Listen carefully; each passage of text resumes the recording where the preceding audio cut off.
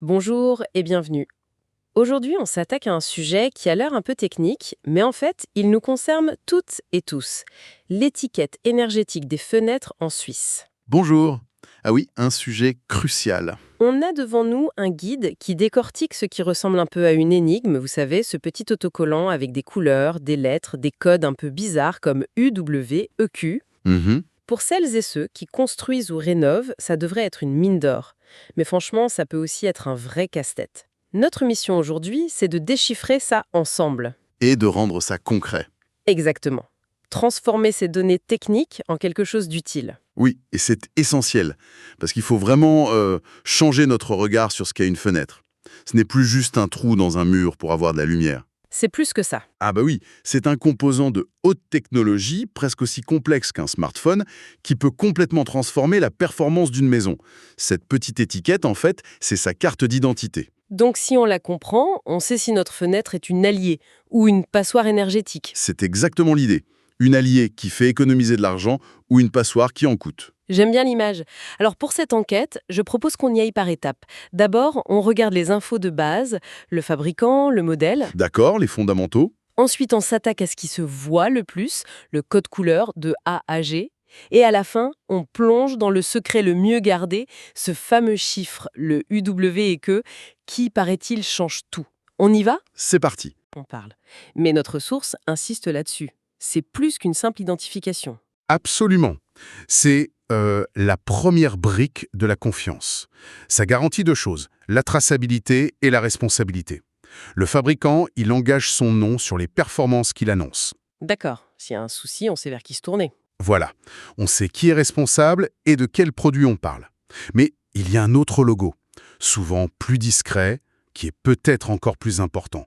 C'est celui de la FFF. L'Association suisse des fabricants de fenêtres et façades, le guide en parle, oui. Et sa présence, c'est un gage de sérieux qui est indispensable. En clair, ça garantit que le fabricant n'a pas fait ses calculs dans son coin. Ah, d'accord. Ça certifie que l'évaluation a suivi un protocole rigoureux, standardisé et reconnu en Suisse. C'est ça qui rend la comparaison possible. Donc, si je résume, la FFF, c'est un peu l'arbitre qui vérifie que tout le monde joue avec les mêmes règles. C'est l'image parfaite. Sans ça, on comparerait des pommes et des oranges. Ce logo, il dit « Ok, vous pouvez faire confiance à ces chiffres, ils veulent dire la même chose pour tout le monde. C'est la base de tout, en fait. » Exactement. Bon, l'identité de la fenêtre est claire, les règles du jeu aussi. Passons à l'indice qui saute aux yeux, cette échelle de A à G. Ça nous parle, on connaît ça avec les frigos, les machines à laver. Intuitivement, on se dit A c'est super, G c'est nul. C'est l'idée générale, oui. Mais pour une fenêtre, qu'est-ce que ça signifie concrètement alors? Décortiquons ça. Notre guide est très direct. Classe A, c'est le top du top. La définition est même assez folle. C'est une fenêtre qui apporte plus d'énergie solaire qu'elle n'en perd. On parle de bilan positif. C'est ça qui est révolutionnaire. Ensuite, on a B et C, un bon niveau. D et E, c'est le standard, mais déjà nettement inférieur. Et puis F et G, bon là, c'est le bas du panier, performance faible, typique des vieux vitrages à rénover. Le signal d'alarme. Clairement. La source recommande de viser A ou B pour toute nouvelle construction ou rénovation sérieuse. Et cette classification, ce n'est pas juste une note, c'est un vrai guide pour l'action. Quand on a une fenêtre F ou G chez soi, c'est un peu comme un néon qui clignote en disant « C'est par ici que votre argent s'envole chaque hiver ». C'est une bonne image. Le point qui est une vraie révolution conceptuelle, c'est la définition de la classe A. Le fait qu'elle puisse rapporter plus d'énergie qu'elle n'en perde. J'avoue que ça m'a surprise en lisant ça. Ça parlait presque magique. Et pourtant, c'est le cœur du sujet. C'est un changement de paradigme complet. Historiquement, une fenêtre, c'était quoi? C'était une faiblesse, un trou dans l'isolation. Oui, un point faible inévitable. Exactement. Le but, c'était de limiter les dégâts, de minimiser les pertes. Avec une fenêtre de classe A, la question n'est plus comment perdre le moins de chaleur, mais comment gagner le plus d'énergie. Ah oui, c'est une toute autre approche. La fenêtre devient un élément actif, un collecteur d'énergie solaire, gratuit. Elle participe au chauffage de la maison. La fenêtre qui chauffe la maison, c'est une idée puissante. Et ce qui est bien, c'est que l'étiquette ne donne pas juste cette idée générale avec la lettre, elle donne le chiffre qui le prouve. C'est là qu'on arrive à cette fameuse valeur U. Ouais, énergétiquement équivalente. Le UWQ. Exactement. Et là, honnêtement, quand je vois l'unité watts par mètre carré Kelvin, mon cerveau a tendance à se déconnecter. La source parle de bilan énergétique hivernal. Comment on peut traduire ça simplement? Alors, oublions l'unité une seconde. C'est le chiffre qui dit la vérité. Imaginez un match qui dure tout l'hiver. D'accord. D'un côté, vous avez l'équipe perte de chaleur. C'est la chaleur de votre salon qui s'échappe. De l'autre, l'équipe gain solaire. L'énergie du soleil qui rentre. Le UWQ, c'est le score final. Et la règle, c'est que plus le score est bas, mieux c'est. Voilà. Plus le chiffre est bas, meilleur est le résultat pour vous. Donc, un chiffre bas, ça veut dire que l'équipe gain solaire a été très forte ou que l'équipe perte a été très faible. C'est exactement ça. Soit la fenêtre est un isolant incroyable et perd très peu, soit elle est géniale pour capter la chaleur du soleil. Les meilleurs, les classes A, combinent les deux. Mais le concept le plus fou, que la source met bien en avant, c'est la possibilité d'avoir un UWQ négatif. Attendez, une valeur négative. Ça, c'est contre-intuitif. Normalement, négatif, c'est pas bon signe. Bah là, si, c'est le jackpot. Une valeur négative, ça veut dire que sur toute la saison de chauffage, la fenêtre a fait entrer plus d'énergie qu'elle n'en a laissé sortir. Ah oui, d'accord, le bilan est positif. Le bilan est plus que positif. Pour reprendre l'analogie du match, votre équipe a tellement gagné qu'elle vous a rapporté des points bonus. Concrètement, cette fenêtre, elle chauffe activement la pièce. Ce n'est plus une fenêtre, c'est un petit panneau solaire thermique passif. C'est incroyable. Et à l'inverse, un USUE-EQ élevé, c'est le scénario de la passoire, donc. C'est le siphon à calories.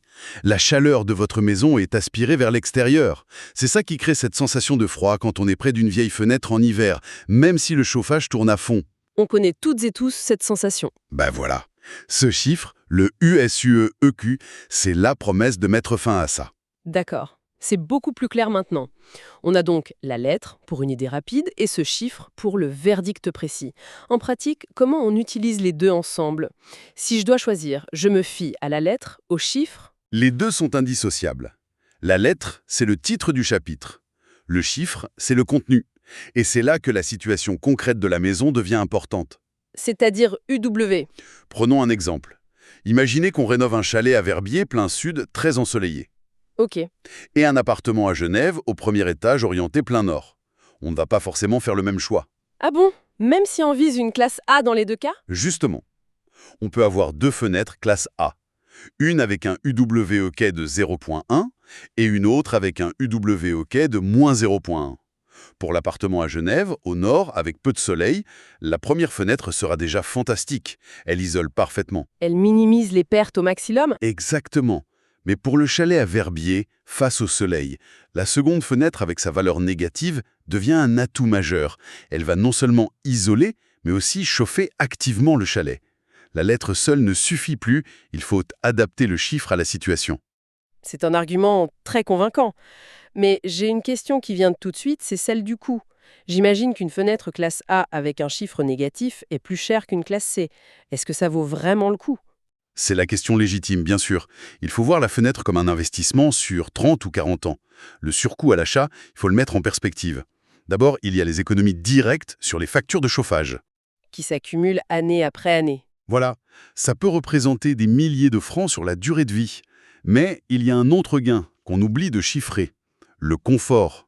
Ne plus avoir de parois froides, pouvoir mettre son canapé sous la fenêtre en hiver. Ça n'a pas de prix, ça. C'est vrai, on pense à l'amortissement financier, mais moins à l'amélioration immédiate de la qualité de vie. C'est un bénéfice dès le premier jour. Une dernière nuance qui me vient.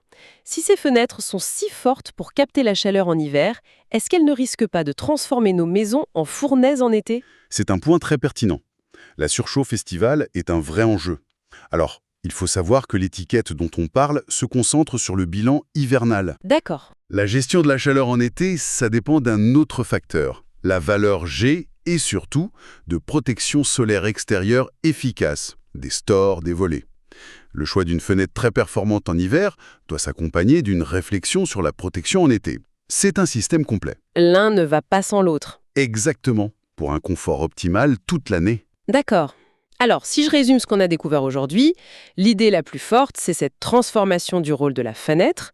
Ce qui était un point faible, une source de perte, peut devenir une source de chaleur active. Une source de gain? Oui, et l'étiquette énergétique, avec sa lettre pour l'orientation et sa valeur UW et Q pour la performance précise, c'est finalement le mode d'emploi pour choisir ces fenêtres nouvelle génération. On a les clés pour agir. C'est la synthèse parfaite. Cette étiquette, c'est la clé de lecture d'une petite révolution technologique qui se passe sous nos yeux. Pour conclure, je vous laisse le mot de la fin, une pensée ou une question pour prolonger la réflexion. Volontiers. Notre discussion a montré comment un composant qu'on a toujours vu comme passif, la fenêtre, peut devenir actif. Et ça m'amène à une question plus large pour l'avenir. Mhm. Si une simple fenêtre peut devenir un gain énergétique net, quelles autres parties de nos bâtiments, qu'on voit aujourd'hui comme inertes, pourraient demain contribuer activement à la performance de nos lieux de vie? Je pense aux murs, aux toits, aux façades. Est-ce qu'on est à l'aube d'une ère où chaque surface d'un bâtiment ne sera plus une simple enveloppe, mais un organe productif? Un organe productif dans l'écosystème de la maison. Voilà, c'est une piste de réflexion qui est, je trouve, assez vertigineuse.